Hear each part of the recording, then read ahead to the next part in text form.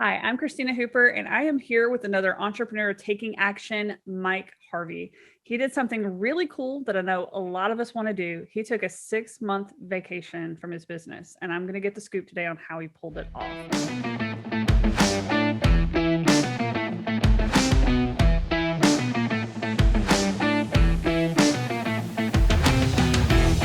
So, Mike, before I start picking your brain, tell us a little bit about you, what you do.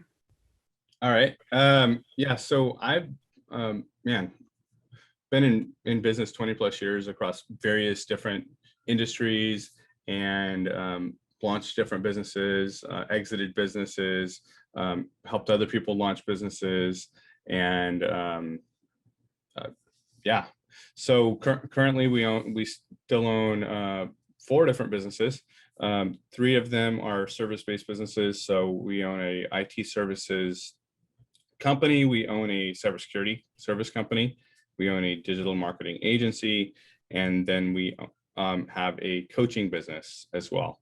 The coaching business is where I spend the bulk of my time because that requires some interaction with myself. But the business had the coaching part of that I've been doing for years, right? But I only in the past 6-8 months have I become like super intentional about that and made it its own brand and separated all that out.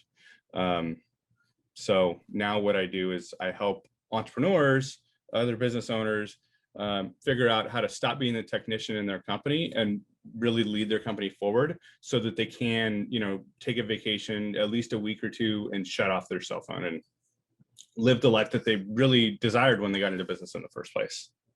I think that is absolutely awesome. So not only did you do it for yourself, but you actually go out and help other people do the same thing. So this is going to be an absolutely amazing interview. I know it. So like you took a 6-month vacation. What did you do? Where did you go? I traveled around the US a lot. And which is kind of interesting, but because it's COVID, right? It was during COVID. I I live generally in California, right? But I was like, well, California's a lockdown, so we're going to get out. So that's what we did. We still have and had our home base, in California, but we spent a lot of time outside of the state for those reasons. We didn't want to deal with all of that. My wife was going crazy and everything else. So I said, let's figure out how we can do this. And I had been kind of preparing for this, taking that break for, gosh, at least a year prior to that. Oh, wow. And, I did the exact same things that I've shown other businesses how to do for, years. And, now we intentionally do through the Business Growth Domination brand. Make sure we had a solid team in place, make sure we had solid systems, processes, and tools.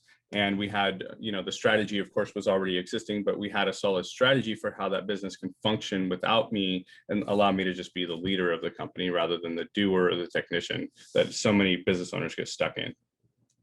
Well, let's speak to that for a little bit. Like, what goes into preparing a team? I mean, they obviously had to keep everything running while you were away. Like, how do you even go about approaching building that kind of team? Like, I know that's a big loaded question, but like highlights. Right. So, the way I look at it, of course, as CEO, there's leadership, and you need to lead your team. And I never stopped leading them from a perspective of show my face, make sure that they get some interaction from me and encouragement. And really, I see as the CEO, your role is culture, vision, and key relationships. So that third part always stayed, right? I always made sure to cultivate and keep those relationships. As far as the tasks go, depending on the department, right? I had people in place for sales, marketing, operations, and finance, and not just the people, but also leadership in those positions as well. Okay. So what about like your customers and stuff and the people that you would interact with? I mean, how did you stay in touch with them, or how did you handle that? People that were used to you being there all the time And now, even if you are checking emails, I'm guessing you're not doing it as frequently while you're gone. Right. So I, again, that was that whole, year prior of me making sure of handing off those relationships, making sure that the customers were already used to not interacting with me a whole ton prior to that. So when that time came, it was already in place. It wasn't like I just decided, well, business is functioning. I'm the centerpiece of everything. And tomorrow I'm going to go away and, not talk to anybody. So they already had a pretty good relationship with somebody on your team. They knew who to contact if they needed something. Exactly. Right, so I always make a point to elevate my people. And, I make a point with any clients or whatever, hey, I can do this for you, but this is so-and-so's department, and they're going to do such a better job of taking care of you on that than I'm going to do, because they're solely responsible for that. Whereas I'm responsible for relationships and leading the company. And what do you think are some of the key roles that you have in place inside your company that helped enable this? Like, who are your internal leaders? What kind of jobs are they doing? So the finance and making sure that I had structure there, right? Not just a bookkeeper paying the bills, but someone overseeing that and making decisions in that regard as well, right? Marketing, sales, the same thing. Making sure that there was leadership and not just doers, but actual people that, to borrow a term from the network marketing industry, like my downline, if you will, right? Yeah, I've heard people bucket them into thinkers and doers, as well as another term I've heard used a lot. It's like you have to have thinkers in certain positions and you need doers in other positions. Right. I mean, it sounds like you already kind of, even before you started looking at this, you already had a good team of doers. Yeah. So absolutely. Cultivating your thinkers was really what you spent that year doing. Is that right? Yeah. Uh-huh. Mm-hmm. Awesome. Yeah. And again, we've been doing the business for a long time, right? So this was not something we just flipped a switch overnight. And how long have you been in business working on steadily building up to this point? Consistently in those businesses, anywhere from 5 to 15 years. Oh, wow. Awesome. That's pretty cool. I know people that have been in business for 20, 30 years, they still can't, take time away.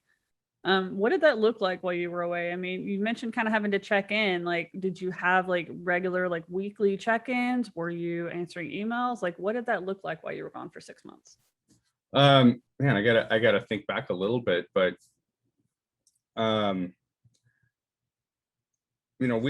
I always stayed available to my leadership team if they wanted to call me or they needed something. Mm-hmm. But I made sure that they were equipped to where generally they didn't, right? So I would from a relationship point check in on them to make sure they're all good.